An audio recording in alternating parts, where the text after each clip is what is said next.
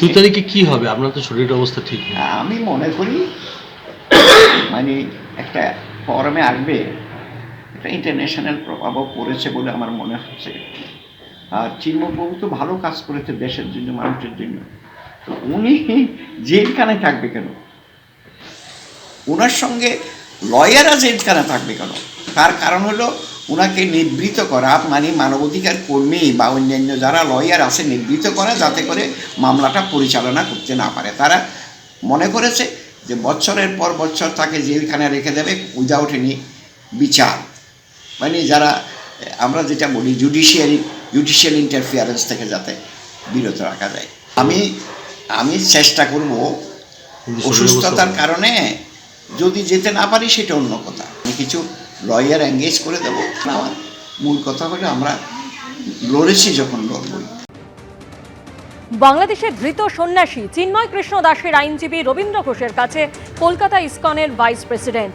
কলকাতার ইসকন মন্দিরে সন্ন্যাসীর আইনজীবীকে নিয়ে যাবেন রাধারমন দাস। টেলিফোনে এই মুহূর্তে আমাদের সঙ্গে রয়েছেন আমাদের প্রতিনিধি সমীরণ পাল। সমীরণ, কলকাতার ইসকন মন্দিরে তাকে নিয়ে যাওয়া হবে, রাধারমন দাস তাকে নিয়ে যাবেন, কি খবর রয়েছে তোমার কাছে?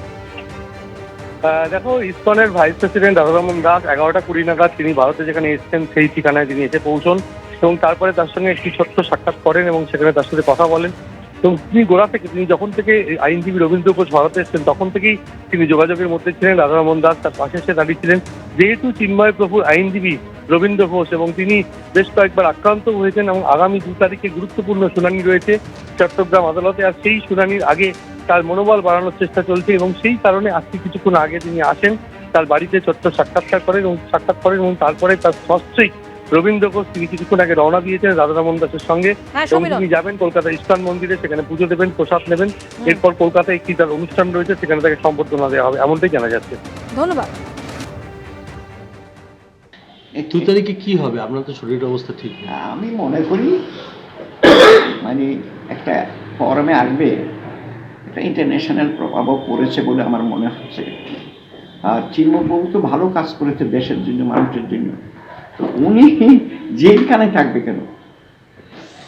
ওনার সঙ্গে লয়াররা জেলখানে থাকবে কেন? তার কারণ হলো ওনাকে নিবৃত্ত করা, মানে মানবাধিকার কর্মী বা অন্যান্য যারা লয়ার আছে নিবৃত্ত করা, যাতে করে মামলাটা পরিচালনা করতে না পারে। তারা মনে করেছে যে বছরের পর বছর তাকে জেলখানে রেখে দেবে উইদাউট এনি বিচার, মানে যারা আমরা যেটা বলি জুডিশিয়াল ইন্টারফিয়ারেন্স থেকে যাতে বিরত রাখা যায়। আমি চেষ্টা করব অসুস্থতার কারণে যদি যেতে না পারি সেটা অন্য কথা, আমি কিছু লয়ার এঙ্গেজ করে দেবো। আমার মূল কথা হলো আমরা লড়েছি যখন লড়বো।